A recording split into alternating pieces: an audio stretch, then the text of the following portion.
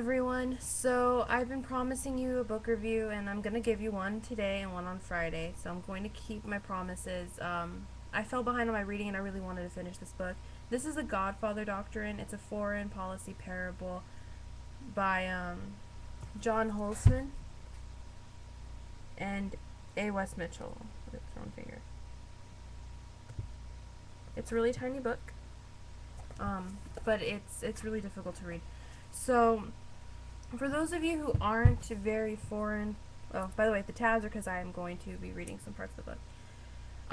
For those of you who aren't very foreign policy savvy or who don't really connect directly to our policies in general, this book actually really helps you understand. I know a lot of the reason people don't read books that are dense with political theory and things of that nature is because it's difficult to understand and grasp, so there's really no point in putting extra effort into it. But this book actually really does outline our foreign policy strategies to a way that the everyday person can understand it. And in that, I mean, the title of the book, for instance, The Godfather Doctrine. For those of you who've watched the movie The Godfather, which is probably one of the one of the greatest movies put out by an American director, and it's an awesome book as well. This parable parallels our three different political perspectives with the three different sons of the Godfather and their actions with how we have taken action in our foreign policy within the last 10 years, I think. More like 14. The last chunk of time. So, for those of you who don't like reading books because they don't like books, especially about politics, because you don't really understand it, this book is actually probably really good for you. It's kind of difficult to read because the language it's pretty high up there. Like, you're gonna need a dictionary when you read some of it, and the sentences are very long and structured a certain way. So you need to read the book slowly, which is why it took me a while to read it. It's the second time I've read it, and it is probably still a little difficult. But at the same time, the general outline of the book really does help you understand it if you know what you're getting into before you do it. So this book I gave a 5 out of 5 because I'm not the type of person who can understand political theory very easily, and this book really helped me do that. So I'm going to give you a summary of the book.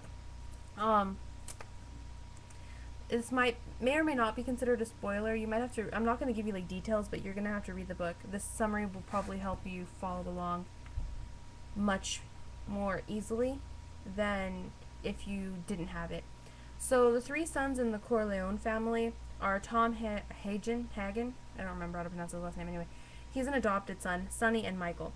Tom is going to be paralleled with liberal institutionalism. The main idea behind liberal institutionalism is restoration, restoring how things were beforehand. So the examples that it gives in the book are examples about September 11th. So a liberal institutionalist would want things to go back to the way they were before September 11th. Sonny is going to be a representative of neoconservatism, of a neoconservative.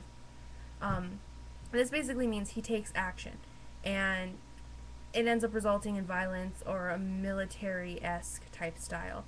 So it would be Bush's decision to go after the terrorists immediately after 9/11.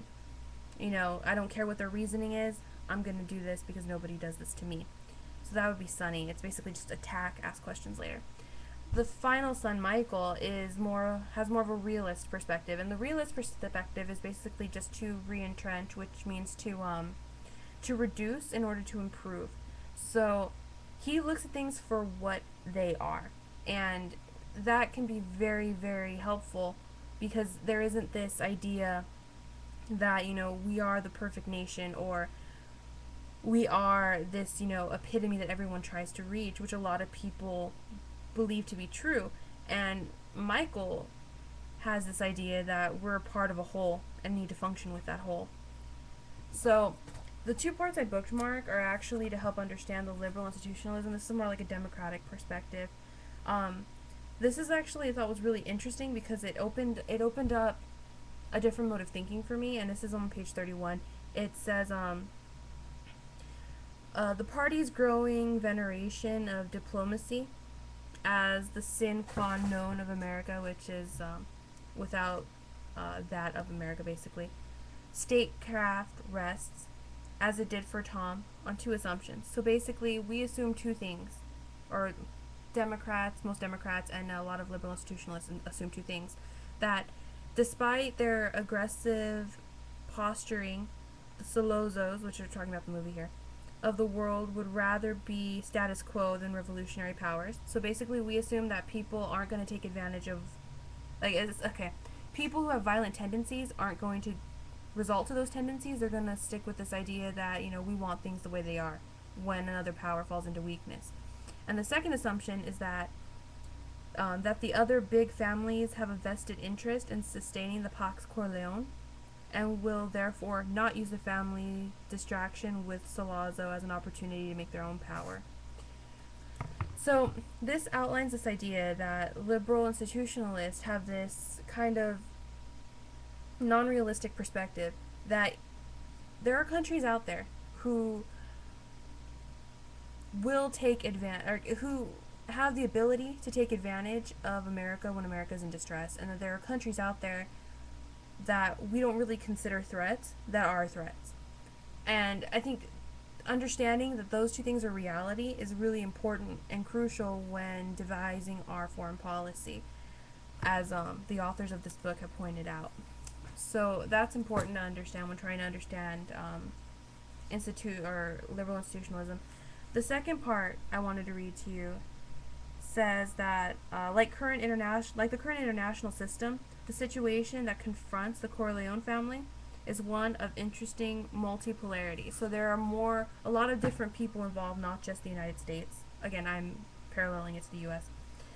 A reality that is lost to Tom, who is a liberal institutionalist, who thinks he is still the emissary of the dominant power, a delusion that many Democrats apparently share.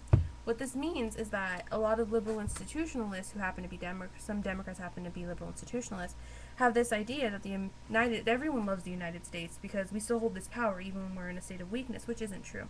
So I know that those sentences are kind of confusing. I probably didn't read them as smoothly as I could have, but you have to read this book slowly. It really does help you understand foreign policy. I know that it kind of seems like I'm contradicting myself saying that it's helpful, but at the same time it's difficult to read. You have to read this more than once, and you have to read it slowly, and it helps you understand the political philosophy behind it, which a lot of people don't take the time to do. So I gave this book 5 out of 5. It was a difficult read at first, but if you stick to it and you use a dictionary, you should be able to find it easily. So I am going to put a link on where to find this in the doobly-doo or the underbar, whatever anyone's calling it now. Pick it up because it's cool. I'm actually going to keep this copy with me. It really helps me understand things like that. Excuse me. So, that having been said, I'm going to go, but I will see you guys later today. So,